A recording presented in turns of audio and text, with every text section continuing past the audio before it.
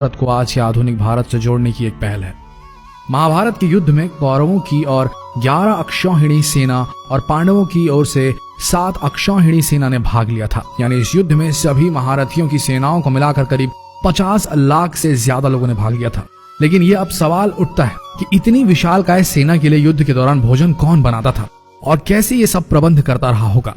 सबसे बड़ा सवाल यह है कि जब हर दिन हजारों लोग मारे जाते थे तो शाम का खाना किस हिसाब किताब से कैसे बनता रहा होगा। सोच कर देखिए कितना मुश्किल प्रिपोजिशन है ये। दर्शकों, आइए जानते हैं आज के इस वीडियो में वो गूढ़ रहस्य कि कैसे पोषण मिलता था महाभारत के सैनिकों को। महाभारत को सही मायने में हम विश्व का प्रथम विश्व युद्ध भी कह सकते हैं, क्योंकि उस समय शायद ही कोई ऐसा राज्य था जिसने इस युद्ध में भाग न लिया। उस काल में आर्यव्रत के समस्त राजा या तो कौरव या पांडवों के पक्ष में खड़े दिख रहे थे। हम सभी जानते हैं कि बलराम और रुक्मणी ये 2 ही व्यक्ति थे जिन्होंने इस युद्ध में भाग नहीं लिया था। किंतु एक और राज्य ऐसा था जो युद्ध क्षेत्र में होते हुए भी युद्ध से अलग था, और वो था दक्षिण का उडुपी। महाभारत में वर्णित कथा के अनुसार जब उडुपी के राजा अपनी सेना सहित कुरुक्षेत्र पहुंचे तो कौरवों और पांडवों दोनों ने उन्हें अपने पक्ष में लेने का प्रयत्न करा। लेकिन उडुपी के राजा बहुत दूरदर्शी थे। उन्होंने श्री कृष्ण से पूछा, हे माधव, दोनों ओर से जिसे देखो युद्ध के लिए लालायित दिखता है, किंतु क्या किसी ने सोचा है कि दोनों ओर से उपस्थित इतनी विशाल सेना के लिए भोजन का प्रबंध कैसे होगा। इस पर श्री कृष्ण ने कहा, महाराज, आपने बिल्कुल सही सोचा है। आपके इस बात से मुझे प्रतीत होता है कि आपके पास इसकी कोई योजना है। अगर ऐसा है तो कृपया बताएं। उसके बाद उडुपी के राजा ने कहा, सत्य तो यह है कि भाइयों के बीच हो रहे इस युद्ध को मैं उचित नहीं मानता। इसी कारण इस युद्ध में इच्छा मुझे नहीं है, किंतु युद्ध अब टाला भी नहीं जा सकता। इस कारण मेरी ये इच्छा है कि मैं अपनी पूरी सेना के साथ यहाँ उपस्थित समस्त सेनाओं के भोजन का प्रबंध करूं। इस पर श्री कृष्ण मुस्कुराते हुए बोले, महाराज, आपका विचार अति उत्तम है। इस युद्ध में लगभग 50 लाख योद्धा भाग लेंगे, और अगर आप जैसे कुशल राजा उनके भोजन के प्रबंध को देखेंगे तो हम सब उस ओर निश्चिंत रहेंगे। श्री कृष्ण ने कहा, वैसे मुझे पता है कि सागर जितनी इस विशाल सेना का भोजन प्रबंध करना आपकी और भीमसेन के अतिरिक्त किसी के लिए भी संभव नहीं है, किंतु भीमसेन इस युद्ध से विरक्त नहीं हो सकते। अतः मेरी आपसे यह प्रार्थना है कि आप अपनी सेना सहित दोनों ओर की सेनाओं के भोजन का भार संभालें। इस प्रकार उडुपी के राजा ने सेना के भोजन का भार संभाला। पहले दिन उन्होंने उपस्थित सभी के लिए भोजन का प्रबंध किया। उनकी कुशलता ऐसी थी कि दिन के अंत तक गिन के एक भी दाना बर्बाद नहीं होता था। जैसे जैसे दिन बीतते गए योद्धाओं की संख्या बहुत ही कम होती गई। दोनों ओर के योद्धा ये देख के आश्चर्यचकित हो जाते थे कि हर दिन के अंत तक उडुपी नरेश केवल उतने ही लोगों के लिए भोजन बनाते थे जितने वास्तव में उपस्थित रहते थे।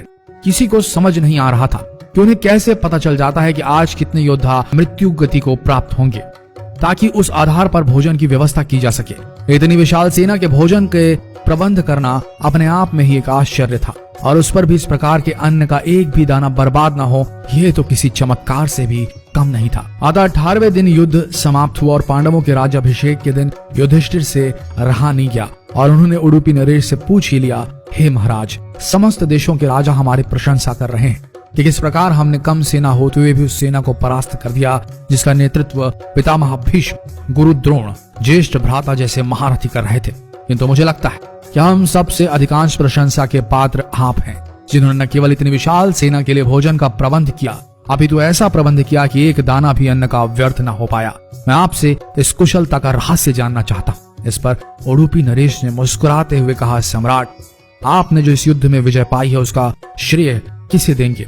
इस पर युधिष्ठिर ने कहा, श्री कृष्ण के अतिरिक्त इसका श्रेय किसी और को जा नहीं सकता। अगर वे ना होते तो कौरव सेना को परास्त करना असंभव था। तब उडुपी नरेश ने कहा, हे महाराज, आप जिसे मेरा चमत्कार कह रहे हैं वो श्री कृष्ण का ही प्रताप है। ऐसा सुनकर वहां उपस्थित सभी लोग आश्चर्यचकित हो गए।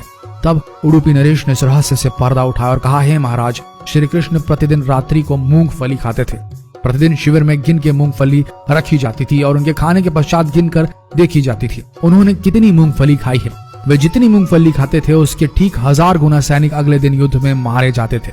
अर्थात वे अगर 50 मूंगफली खाते थे तो समझ आता था कि अगले दिन 50,000 योद्धा युद्ध में मारे जाएंगे। इसी अनुपात में अगले दिन भोजन कम बनाया जाता था। यही कारण था कि कभी भी भोजन व्यर्थ नहीं हुआ। श्री कृष्ण के इस चमत्कार को सुनकर सभी उनके आगे नतमस्तक हो गए। यह कथा महाभारत के सबसे दुर्लभ कथाओं में से एक है। कर्नाटक के उडुपी जिले स्थित कृष्ण मठ में यह कथा हमेशा सुनाई जाती है। ऐसा माना जाता है कि इस मठ की स्थापना उडुपी के सम्राट द्वारा ही करवाई गई थी, जिसे बाद में श्री माधव आचार्य जी ने आगे बढ़ाया। तो दर्शकों, उम्मीद करते हैं कि आज की ये प्रस्तुति पसंद आई होगी आपको और आप समझ गए होंगे कि पोषण वही सही है जिसका एक दाना भी व्यर्थ न जाए। शायद आप इस गूढ़ रहस्य को समझ गए होंगे और अगली बार अपनी थाली में खाना छोड़ने से पहले सोचेंगे जरूर। तो मिलते हैं अगले दिलचस्प वीडियो में, तब तक के लिए बने रहिए इस पेज के साथ और हो सके तो जो भी आपको लगे इस ज्ञान को जितना हो सके इस वीडियो को शेयर करें, ताकि हमारा देश पुरातन भारत जो था उससे जुड़ सके आज का आधुनिक भारत। मिलते हैं अगले दिलचस्प वीडियो में, तब तक के लिए आप सबका धन्यवाद।